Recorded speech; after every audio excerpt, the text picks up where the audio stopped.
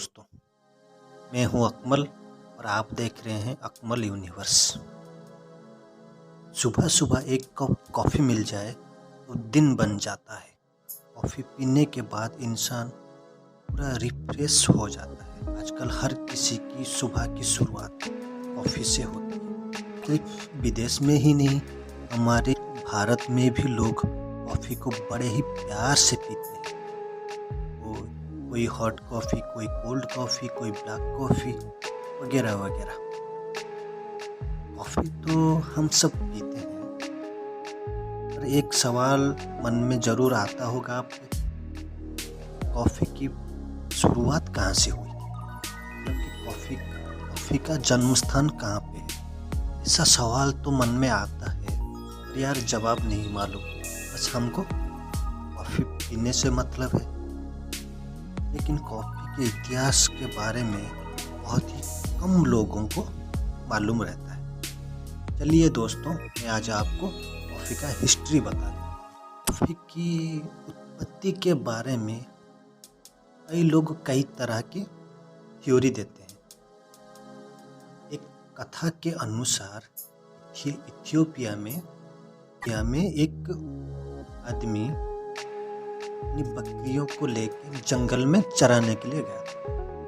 जैसे कि बकरियां जंगल में चराने जाते हैं ना लोग, वो बहुत पुरानी बात है। एक आदमी अपने बकरियों को लेकर जंगल में चराने के लिए गया था। चराते चराते वो जो बकरियों का झुंड था ना, वो झुंड में से कुछ बकरियां, 2-4 बकरियां, वहाँ पे एक पौधा था, उस पौधे में कुछ फल लगे हुए थे। वो जो पेड़ है ना, जंगल में बहुत तरह के पेड़ होते हैं। वो बकरियों से 2-4 बकरियां जाके वो पौधे में से कुछ फल लगे थे, फल को खा लिया। मतलब जैसे ही खाया, फल को खाने के बाद वो बकरियों का क्या हुआ ना, वो उछलने कूदने लगे। वो जो बकरी चराने वाला, उसको लगा ये कोई नशीली चीज़ है। उसको जैसे लगा ये कोई नशीली चीज़ है, उसने क्या किया ना, वो फल में से कुछ फल तोड़ के अपने साथ ले गया और उसे लेके अपने एरिया में आया, जैसे अपने गांव में आया। गांव में आने के बाद वो सारा माजरा जो हुआ था, जैसे बकरियां फल खा के उछलने कूदने लगे, तो वो वहाँ के जो पादरी थे उनको सारा माजरा बताया। तो पादरी ने जब ये सब सुना तो उस आदमी से वो फल लिया, फल लेके उसको उबाल के उसको पिए। जब वो पादरी ने वो फल को उबाल के पी लिए ना, पीने के बाद क्या ना, उनके बदन में पूरा चुस्ती फुर्ती आ गई, उनका सारा थकान दूर हो गया, उनका नींद भी गायब हो गया, तो वो पूरा रिफ्रेश हो गया। उसके बाद वो पादरी ने लोगों को अपनी नींद भगाने के लिए इस फल को उबालकर पीने की सलाह दी। इस तरह से उसका नाम कॉफ़ी पड़ा और इस तरह से कॉफ़ी की शुरुआत इथियोपिया से हुई। उसके बाद इथियोपिया से अरब कंट्री वाले तो कॉफ़ी को बड़े ही मज़े से पीते थे। फिर अरब कंट्री से फिर यूरोप से अमेरिका, और अमेरिका उसके बाद पूरे दुनिया में कॉफ़ी मशहूर हो गया। और एक चीज़ मैं आपको बताता हूँ, कॉफ़ी में एक रासायन पदार्थ मिलता है जिसका नाम है कैफीन, जो कि दिमाग को उत्तेजित करता है। इसीलिए ज़्यादातर बुद्धिजीवी लोग कॉफ़ी को बड़े ही प्यार से, मज़े से पीते हैं। कॉफ़ी का जन्मस्थल इथियोपिया में आपको तो पता लग गया होगा, लेकिन भारत में कॉफ़ी कैसे आया?